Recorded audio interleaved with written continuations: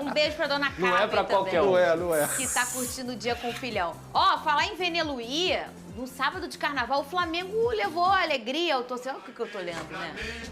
Que coisa, né, Rafa? Por que a gente não faz pelo dinheiro, né? Combina. Que foi ao Maracanã, venceu Volta Redonda por 3-0. Ah, eu não sabia que teve rodada. Teve, era um jogo atrasado. Cadê? A folia do torcedor do Flamengo no sábado de carnaval estava no Maracanã.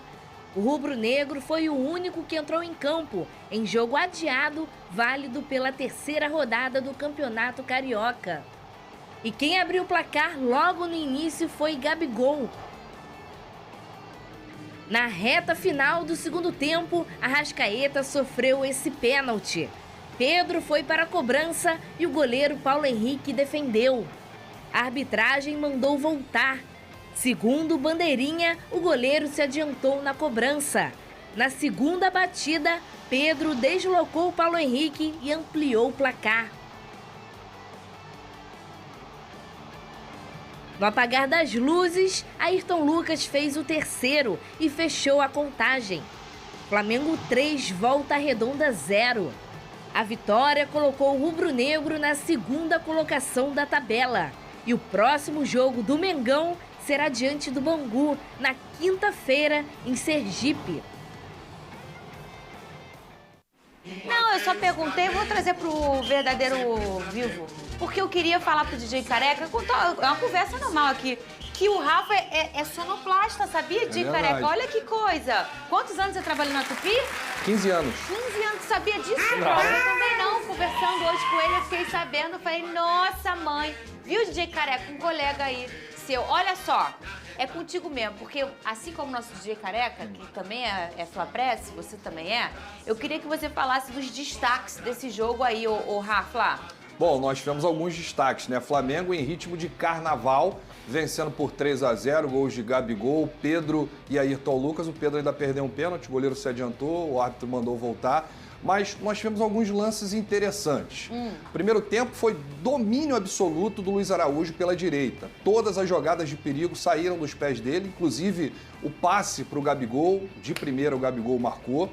E também ele quase fez um gol, né? Mas parou nas mãos aí do goleiro do Volta Redonda. No segundo tempo, um time muito diferente. O Tite, com as entradas de Arrascaeta e Gerson, ganhou mais mobilidade e criação no meio-campo.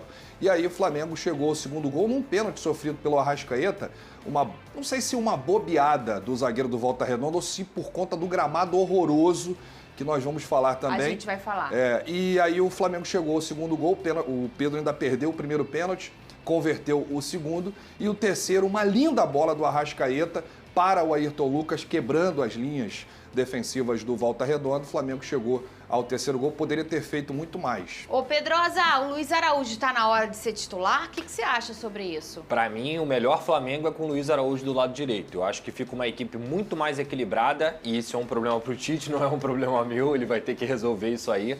Se não quiser resolver também, tá não tudo resolve. Tá tudo bem, né? Mas quando ele tá em campo, o Flamengo é uma equipe que tem tanto uma profundidade pelo lado direito, para você poder variar as jogadas, quanto pelo lado esquerdo. Quando o Luiz Araújo não joga pelo lado direito, joga o De La Cruz, ele constrói muito mais por dentro, e aí o jogo do Flamengo também se concentra muito na esquerda, pela potência que tem o Everton Cebolinha, mas para os adversários é uma leitura fácil de se fazer. Quando o Luiz Araújo está em campo, você tem muito mais oportunidades de variar, e para mim, ele é o titular dessa equipe. Joga muito o Luiz Araújo. O jogo contra o Botafogo não foi um jogo com muita qualidade, né, para ambos os lados.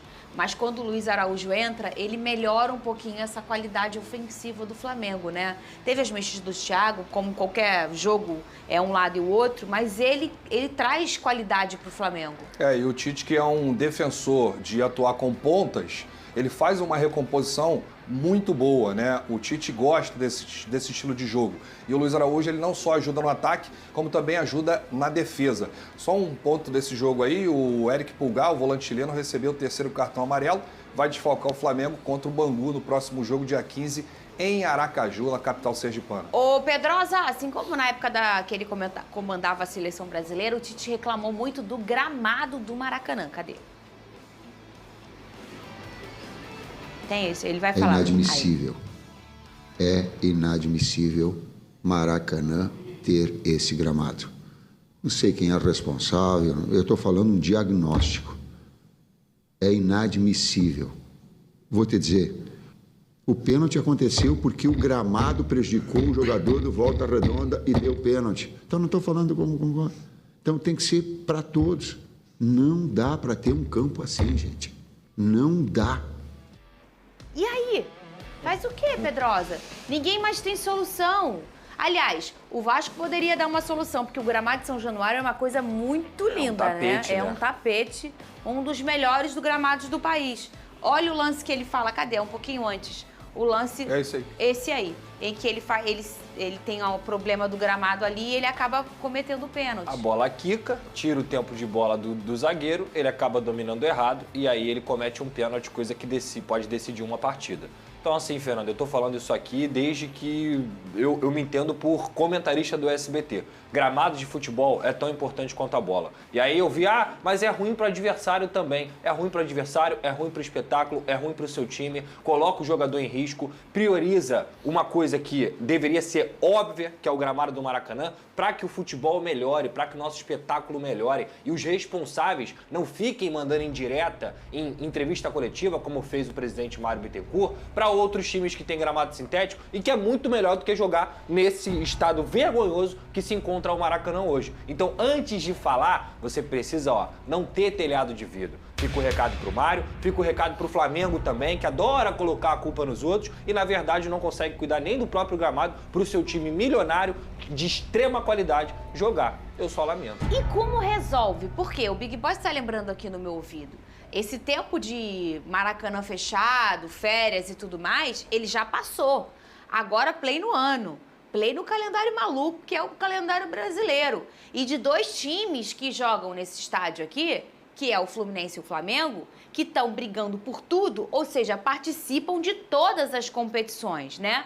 A gente olha antigamente, tem como parar essa imagem aqui? Essa. Antigamente, isso era muito comum, né, no futebol. A parte do goleiro, Sim. e você vai falar que o Matheus reclamou muito, né? Ela tinha esse mais machucado, né? Porque antigamente as coisas, obviamente, não eram tão evoluídas como agora. Tô falando chuteira, tecnologia, gramado, bola e etc. E era muito normal a gente ver essa cena. Hoje não é mais. A gente vê isso aqui num campo profissional, estamos falando do Maracanã. A gente até brincava, o goleiro é um cara muito solitário, né? Ele fica lá sozinho, que nem a grama quer ficar perto dele. Porque era realmente assim, olha só isso aqui, gente, olha isso. Terrível. O Matheus reclamou muito, Rafa, não É verdade, não é comum a gente ver jogador, né, reclamando do gramado. O Matheus Cunha, que começou nesse time titular alternativo do Tite, ele falou que o gramado está muito duro, a bola quica muito. Inclusive ele citou um lance do Ayrton Lucas que foi cobrar o lateral, a bola quicou e saiu. Quer dizer, é um negócio horroroso. Eu posso até dar a minha opinião, eu bato muito nessa tecla. Até trazendo como exemplo, o Maracanã hoje é como um jogador que está atuando lesionado. Se o jogador não parar e tratar a lesão, ele não vai voltar a atuar 100%. É a mesma coisa do gramado. Tem que parar, fechar e só voltar quando tiver em condições. E os clubes vão precisar aí buscar alternativas.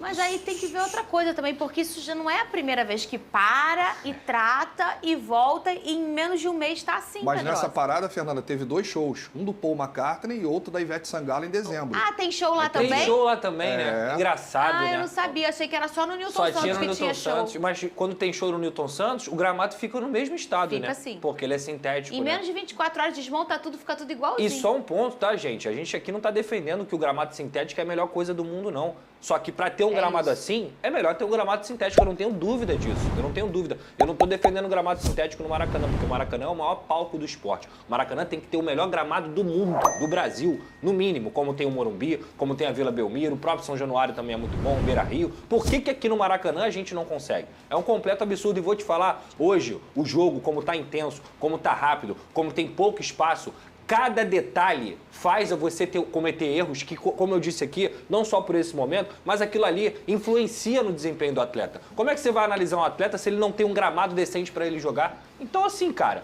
perdeu, ganhou, isso aí é do jogo, cara. O mínimo que você tem que dar é condições decentes para os profissionais desempenharem o que eles sabem. E pelo que eu conheço da cabeça de vários dirigentes que comandam o Flamengo hoje, todos são contra o gramado sintético.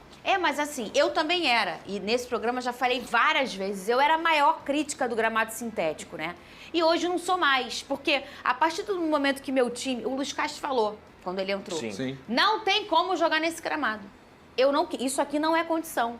E o Nilton Santos passava por essa dificuldade. Sim. Como retoca esse gramado? Gramado com problema. A solução que foi vista foi essa. É o melhor gramado no mundo sintético? Não. O melhor é o natural, ou talvez um híbrido. Mas, se você não tem outra solução, faz o quê? Joga desse jeito? Que a bola não rola, a bola quica?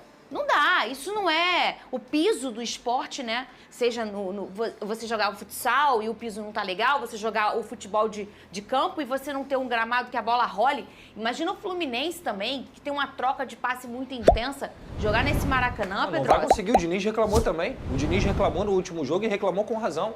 Como é que o Aras joga bola? Ele que corre com a bola o tempo inteiro e gosta também de fazer essa ultrapassagem.